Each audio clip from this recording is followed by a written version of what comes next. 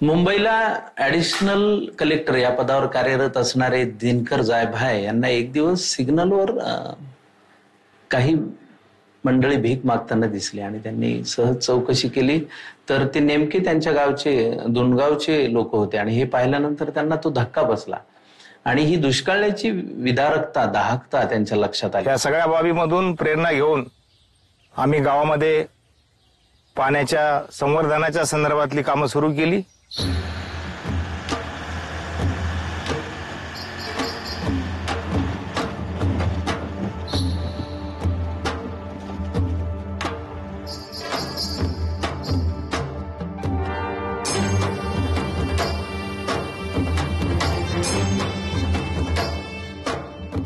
आणि आम्हाला याची काही जाणकारी नव्हती, पण आमचे जे अधिकारी लोक आहे यांनी स्वतः येऊन स्वतःची एक पगार टाकून आणि स्वतः त्यांनी 1-2 किलोमीटर काम करून दाखवलं। त्याच्यानंतर लोकांना वाटलं का आपल्या स्वतःची जमीन काहीतरी केली तर चालेल बाबा, पण आपल्या याच्यामुळे फायदा जास्त आहे आपल्याला। त्यांच्या परीनं त्यांना जेवढं जमलं तेवढं त्यांनी काम केलं। नंतर नामशी संधान साधलं आणि मग आपण मिळून इथे काम सुरू केलं। जवळजवळ 35 किलोमीटरचं काम आपण जलसंधारणाचं केलेलं आहे तिथे।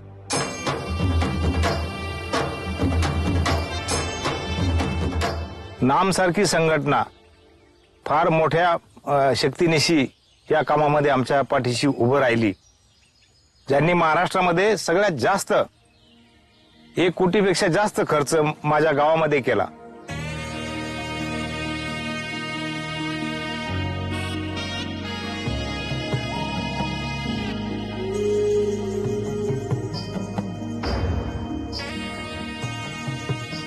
नोकरी करता शिक्षणाकरता गाव सोडून शहराकडे गेलेली मंडळी सहसा आपल्या गावी परतत नाहीत, पण दिनकर जयभाय यांच्यासारखे लोक मात्र पुन्हा आपल्या गावी येतात, गाव नव्याने एकत्र उभं करतात आणि जेव्हा जलसंधारणाच्या कामाला सुरुवात करतात तेव्हा त्यांच्या पाठीशी त्यांच्या सोबत नाम फाउंडेशन उभं राहतं आणि एका भव्य कामाला सुरुवात होते।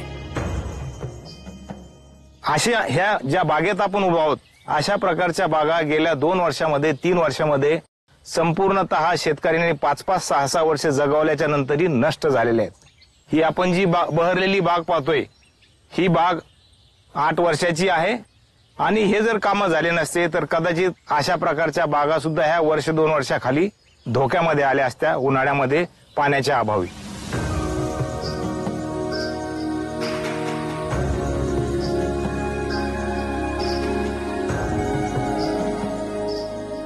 पूर्वी पाणी पडत असं, पाऊस पडल्याच्या नंतर पाणी आमच्या जवळून वाहून समुद्राला जायचं, आम्हाला पाणी भेटत नसं। पण साहेबांनी नाम फाउंडेशनच्या माध्यमातून आमच्या गावाची अशी परिस्थिती आज झाली की आमचा गाव हा सुजलाम सुफलाम झाला, आम्हाला पाण्याची कमी नाहीये।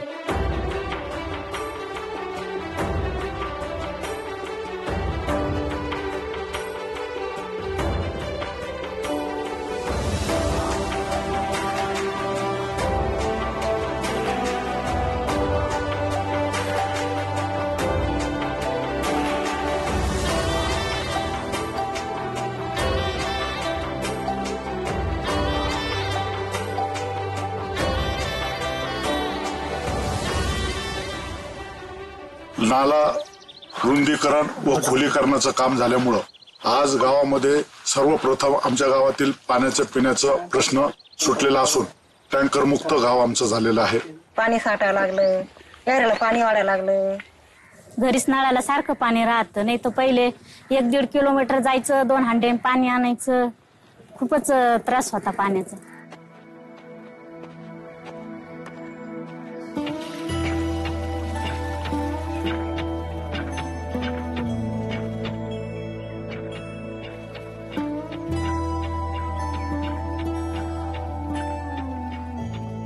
सगळ्यात महत्वाची गोष्ट की आमच्या गावामध्ये मागच्या वर्षीचा हा 25 मिलीमीटर जो पाऊस झाला, 1800 कोटी लिटर पाणी या सगळ्या नाल्यामधून वाहून जात असताना जमिनीमध्ये जे मुरल्या गेलं, त्याच्या भरोश्यावर आज गावातील जवळजवळ 600 विहिरींना पाणी उपलब्ध असल्यामुळे सर्वप्रथम आमच्या येथील जनावरांसाठीच असेल, माणसासाठीच असेल, पिण्याच्या पाण्याचा प्रश्न सुटलेला आहे। आणि त्याचबरोबर आज जवळजवळ 200 एकरपेक्षा जास्त जमीन बागायती या माध्यमातून निर्माण झालेली आहे, जे की मागच्या वर्षी बरेच लोक शेतीमध्ये कसल्याही प्रकारचं उत्पादन नसल्यामुळं जे पुणे आणि मुंबई अशा शहरामध्ये जाऊन कामं शोधत होती, ती सर्व परत येऊन आज आपल्या गावामध्ये बागायती शेती करत आहेत. पूर्वी या ठिकाणी फक्त परंपरागत पद्धतीची कापूस आणि ज्वारी अशा प्रकारची परंपरागत पद्धतीची शेती आणि पिकांची शेती होत होती.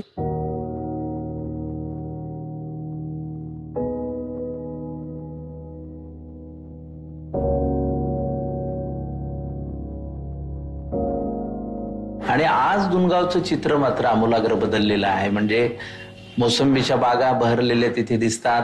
4-4 हंगामातली 4-4 पिकं शेतकरी बांधव घेत आहेत. आणि ही सकारात्मकता, सुबत्ता ही केवळ ठरवून एकत्रित काम करण्याच्या विचारामुळे आलेली आहे. नाम फाउंडेशनमुळे शेतकऱ्यांना एक नवीन संजीवनी मिळाली.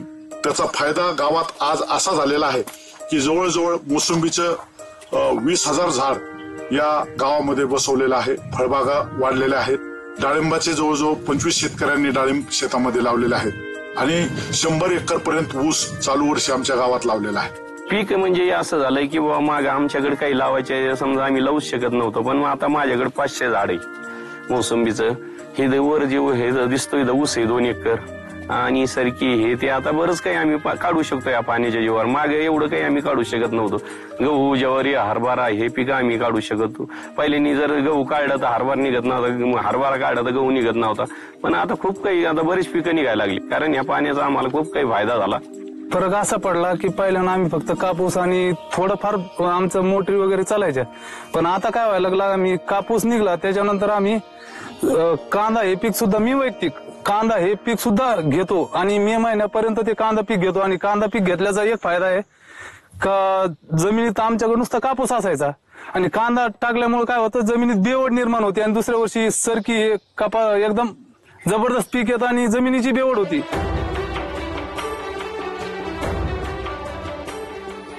ज्या जमिनीवर कधी काळी एक पीक घेणं अडचणीचं असायचं, आता तिथे 2-2, 3-3 पिकं घेतली जात आहेत. मोसंबी, कांदा, ज्वारी, बाजरी अशा अनेक पिकांचं उत्पादन शेतकरी घेऊ लागलाय. हे चित्र बघितल्यावर खऱ्या अर्थाने महाराष्ट्र आता सुजलाम सुफलाम होतोय असं म्हणायला हरकत नाही. काम झाल्यामुळं आमच्या गावातलं पाणी आमच्या गावातच थांबलं, बाहेर गेलेलं नाही आणि ते पाणी जमिनीत मुरलं आणि विहिरीत उतरलं आणि त्या पाण्यामुळं विहीर आमच्या तुडून भरलेल्या आहेत. सध्या विहिरीवरून वाहतात आणि ते पाणी आम्ही शेततळ्यामध्ये उचललेलं आहे.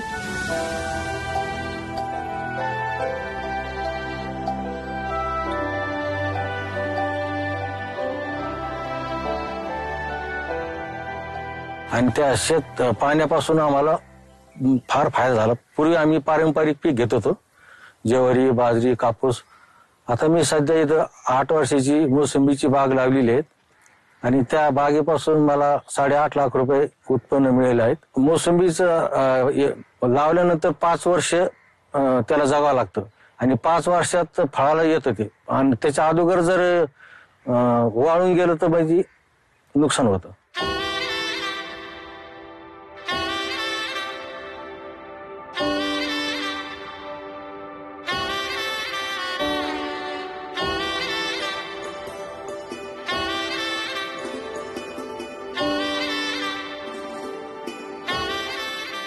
आणि परत आम्ही मोसंबी बरोबर पेरू, सीताफळ ही बाग लावलेली आणि आम्ही आता नगदी पिकाचेच पाठीमागे लागलेला आहे आणि हे नगदी पिकापासून आमचा फार फायदा झालेला आहे.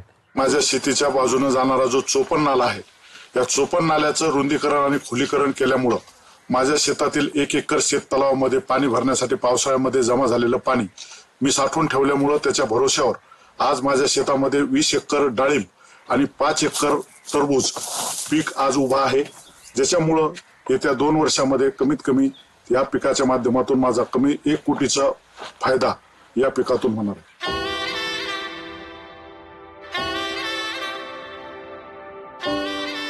पाण्याअभावी कधी काळी जळून गेलेल्या आपल्या मोसंबीच्या झाडांना चुलीसाठी सरपण म्हणून वापरणारा शेतकरी आज त्याच मोसंबी सारख्या पिकांवर लाखो रुपयांचं उत्पादन घेताना दिसतोय.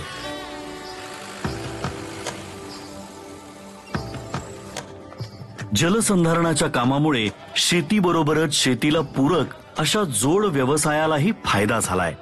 पाण्याच्या मुबलकतेमुळे आज अनेक गावातील दुग्ध व्यवसाय सुद्धा भरभराटीला आलाय. 2 किलोमीटरवरून पाणी व्हावं लागत होतं प्रमाणे. जनावर होते 10, तर त्याच्यामुळं काय फुकट व्हावी का लागली. आता जवळजवळ 2 गाई 2 बैल. चाऱ्याची खूप परिस्थिती होती, हिरा चारा भेटत नव्हता. आता हिरा चारा भरपूर आहे, घास आहे, मका आहे, पाणी बी भरपूर आहे. चालू केलं आता माझ्याकडे 20-22 लिटर दूध आहे. बरं बाहेरचं बी येतं 150-200 लिटर दूध व्हायला लागलं आमच्याकडे.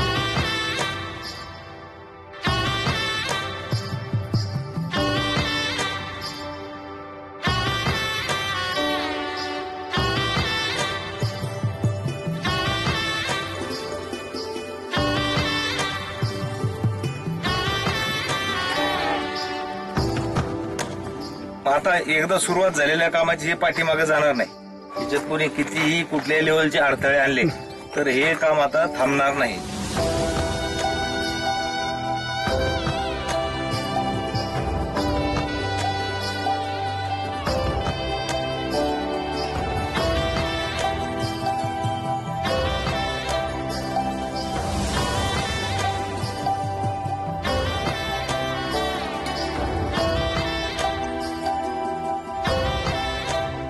हे पाणी रात्री पुढे चालून म्हणजे सालोन साल पाऊस पडेल किंवा नाही पडेल हे म्हणजे कोणी सांगू शकत नाही. पण याच्यातून आम्ही आत्महत्येला आरी जाणार नाही. आणि हे जे काम आहे अजून होतोपर्यंत अजून 9 तरुण एका ग्रुपने येऊन अजून आम्ही ह्या पद्धतीने कामं राबवण्याचा प्रयत्न करू. विशेष म्हणजे कसं आहे की आम्ही पाणी जिरवलं नाही म्हणून पाण्याने आमची जिरवली. महत्वाची गोष्ट अशी आहे, गावामधून जी मंडळी शहरामध्ये येतात, शिकतात, काही परदेशी जातात, पण ती पुन्हा गावाकडे जात नाही. हे सगळं मोठं दुर्भाग्य आहे. परंतु ह्या सध्याच्या पिढीने मात्र मागे वळून पाहणं, गावाकडे पाहणं ही फार अपरिहार्यता आहे, महत्वाची गोष्ट आहे. दुष्काळ म्हटला की विदर्भ, मराठवाडा हे परिसर नकळत आपल्या डोळ्यासमोर येतात. पण खरं तर पावसाने समृद्ध असलेल्या पश्चिम महाराष्ट्रातली अनेक ठिकाणं अजूनही पाण्यावाचून वंचित होती. म्हणूनच सातारा, सांगली, सोलापूर या जिल्ह्यातल्या अनेक गावकऱ्यांनी जलसंधारणाच्या कामाला सुरुवात केली. नाम फाउंडेशन त्यांच्या पाठीशी भक्कम उभं होतच. आणि मग शेकडो किलोमीटरचं जलसंधारणाचं काम अवघ्या काही महिन्यात पार पडलं. आमची विनंती त्यांनी मान्य केली आणि आम्हाला पहिल्यांदा 2 मशीन त्यांनी उपलब्ध करून दिल्या. आणि तडवळे गावामध्ये आम्ही नाम फाउंडेशनचं पहिल्यांदा काम चालू केलं. तडवळे गावातला जो ओढा आहे त्या ओढ्याचं रुंदीकरण, खोलीकरण आणि 1 किलोमीटर कॅनॉल काढला तर तडवळेच्या ओढ्यापात्रामध्ये आणि गावाच्या शिवारात पाणी येऊ शकत होतं. जो बनपुरीच्या तलावातून जो कॅनॉल जातो त्यालाच पुढे आम्ही 1 किलोमीटरचा कॅनॉल हे पहिलं काम आटपाडी तालुक्यात झालं. नाम फाउंडेशनच्या माध्यमातून जलसंधारणाची कामं आमच्या सरडे या गावामध्ये आम्ही हाती घेतली. मार्च 2017 या महिन्यामध्ये खोलीकरणाचं काम जागतिक जलदिनाच्या निमित्ताने औचित्य साधून आम्ही या ठिकाणी 3 टप्प्यामध्ये खोलीकरण घेतलं. बाळेवाडी खरसुंडी कॅनॉलचं काम हे अप्रतिम काम झालंय. खरसुंडी कॅनॉल पासून 4 किलोमीटरचा कॅनॉल काढावा अशी आमची अनेक दिवसापासूनची मागणी होती. बाळेवाडी गावामध्ये आता तुम्ही जाऊन आला असाल, गेले 15-20 वर्ष त्या बंधाऱ्यामध्ये कधी पाणी तुम्ही बघितलं नसेल, इथल्या लोकांनी कधी बघितलं नाही. बाळेवाडी गावामधला कॅनॉल हा जवळजवळ 4-4.5 किलोमीटर लांबीचा 5 पोकलॅन नाम फाउंडेशनच्या वतीनं तिथं उपलब्ध करून दिले होते. रात्रंदिवस तिथं काम चालू होतं. हार्ड रॉक तिथं कटिंग केलाय. 20-20 फूट, 10-10 फूट, 15-15 फुटाचं खोलीकरण त्या बंधाऱ्याचं कॅनॉलचं केलेलं आहे. आणि 1.5 महिन्याच्या अथक प्रयत्नानंतर तो कॅनॉल कम्प्लीट झाला. ज्या दिवशी पाणी सोडलं खरसुंडीच्या कॅनॉल मधून त्या दिवशी 1000 ते 1500 शेतकरी त्या पाण्याबरोबर चालत होते. 4 किलोमीटरचं अंतर कापून जेव्हा ते पाणी बाळेवाडीच्या पाझर तलावामध्ये गेलं तेव्हा तिथल्या लोकांनी फटाके उडवून आनंदोत्सव साजरा केला. आणि ते पाणी बनपुरी, बाळेवाडी, करगणीचा उत्तरेकडचा भाग, तडवळे, शेटपळे, माळेवाडी या सगळ्या गावांना या नाम फाउंडेशनच्या वतीनं काढण्यात आलेल्या कॅनॉलचा 5 गावाचा शेतीचा आणि पिण्याचा प्रश्न तिथला मिटलाय. नामच्या माध्यमातून सपोर्ट घेऊन आम्ही खोलीकरणाचं पहिलं काम हाती घेतलं आणि या ठिकाणी आज दिसतंय आपल्याला की गेल्या या महिन्यामध्ये सप्टेंबर महिन्यामध्ये जो परतीचा पाऊस आम्हाला पडला त्यामध्ये आमचा ज्या ठिकाणी खोलीकरण झालेलं आहे त्या ठिकाणी पाणी साठलेलं आहे. त्याचबरोबर नुसतं आम्ही या ठिकाणी खोलीकरण न करता आर्ट ऑफ लिव्हिंग, नाम फाउंडेशन, लुपिन आणि ग्रामपंचायत सरडे यांच्या माध्यमातून या ठिकाणी सिमेंट बांधाराचं काम पूर्ण केलं. त्यामुळे आज निश्चित आम्हाला या ठिकाणी पाणी साठलेलं दिसतंय. हे पाणी आम्हाला दीर्घकाळ टिकून राहील. पूर्वी जे पाणी ओढ्याला येणारं पाणी पूर्ण नदीला जात होतं. नीरा नदी जवळ असल्या कारणामुळे पाणी जास्त स्पीडनी नदीला पोहोचत होतं. ते आता पाणी 3 टप्प्यामध्ये आम्ही खोलीकरण घेतलेलं आहे. तर ते पाणी आम्हाला पहिल्या टप्प्यामध्ये आम्ही अडवलेलं आहे. तर यावर्षी जे काम झालं अतिशय सुंदर, नामच्या माध्यमातून जे आम्हाला सहकार्य मिळालं अतिशय मोलाचं आणि भरीव काम असं या ठिकाणी झालेलं आहे. जवळजवळ 2.5-3 किलोमीटर लांबीचा मिटकी गावातले शेतकरी आणि खरसुंडीच्या पूर्व भागातले शेतकरी यांनी मिळून एक कॅनॉल काढला. त्यांना नाम फाउंडेशनच्या वतीनं 2 पोकलॅन देण्यात आले होते. तेही काम कंप्लीट झालेलं आहे. नंतर आटपाडी शहरामधला ओढा शुक्र ओढा, त्या ओढ्याचं सुद्धा रुंदीकरण, खोलीकरण सगळं या नाम फाउंडेशनच्या माध्यमातून केलेलं आहे. त्याच पद्धतीने या नाम फाउंडेशनने आम्हाला एक पोकलॅन दिलं. ते पोकलॅन म्हणजे 24 तासामधील 22 तास कंटिन्यू चालत होतं. हे महत्वाचं वैशिष्ट्य. आणि त्यांनी 2 महिन्यामध्ये आमच्या ओढ्याचं कमीत कमी 9 किलोमीटर मधील पावसाळा सुरू होईपर्यंत 6 किलोमीटरचं काम पूर्ण केलं.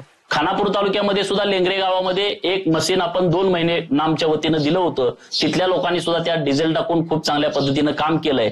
सांगण्यासारखं भरपूर कामं झालेली आहेत. नंतर घाणन ते कामत हा 4.5 किलोमीटर लांबीचा कॅनॉल छोटासा काढलेला आहे. त्या गावातल्या लोकांनी लोकवर्गणी देऊन चांगल्या पद्धतीचं नियोजन केलंय. जिथं कधी कृष्णेचं पाणी जात नाही, जिथं कधी पाऊस पडल्याशिवाय तिथं पाणी येत नाही, अशा ठिकाणी नाम फाउंडेशनच्या वतीनं तिथं काम केलेलं आहे. आम्हाला या पावसाळ्यामुळे कमीत कमी आमच्या गावचं जे क्षेत्र जे 30% ओढ्यावरती अवलंबून होतं, आज ते 80 ते 90% क्षेत्र आज या ओढ्यामुळे आमचं हरित क्रांतीमध्ये बदललेलं आहे. आणि पाण्याच्या ह्या कामामुळे सगळीकडे एक सकारात्मक बदल आपल्याला दिसतो आहे. आणि खरं तर त्या शेतकरी बांधवांच्या बोलण्यामधनं किंवा त्यांच्या शेतातल्या पिकांच्या दृश्यांमध्येच तुमच्या लक्षात येईल की हा बदल किती महत्वाचा होता आणि हे किती बऱ्याच जणांनी पत्र लिहून देणगीदारांनी असं विचारलं की काही फरक पडला का नामच्या या मोहिमेमुळे. तर त्यांच्यासाठीच हे खास फुटेज आहे.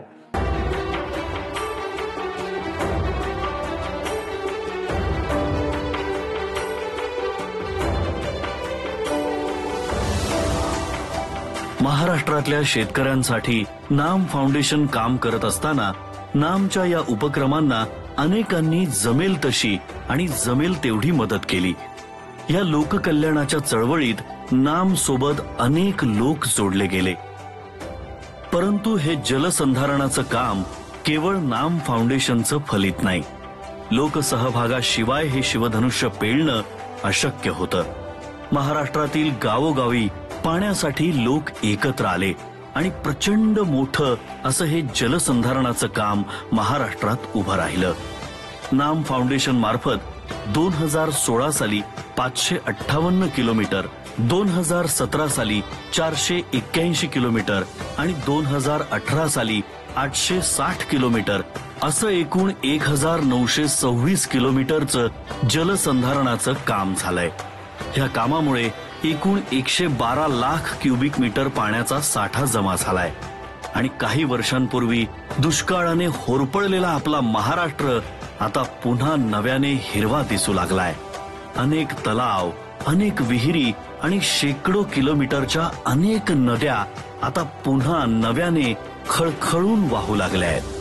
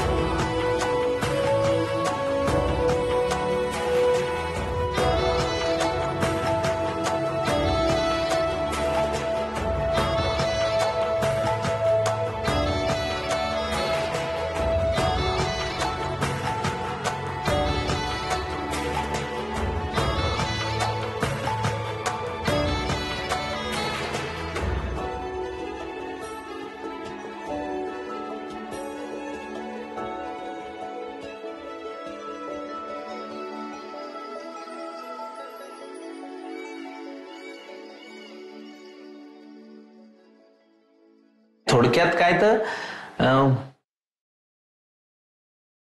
मेरे दिल में नहीं आपके दिल में सही हो कहीं पर भी आग मगर जलनी चाहिए और हर हालत में बंदे की कोशिश ये है की जमाने की सूरत बदलनी चाहिए. अशा पद्धतीची सकारात्मकता जर सगळ्यांमध्ये आली तर मला वाटतं प्रश्नांची उकल होण्यास सोपं जाईल.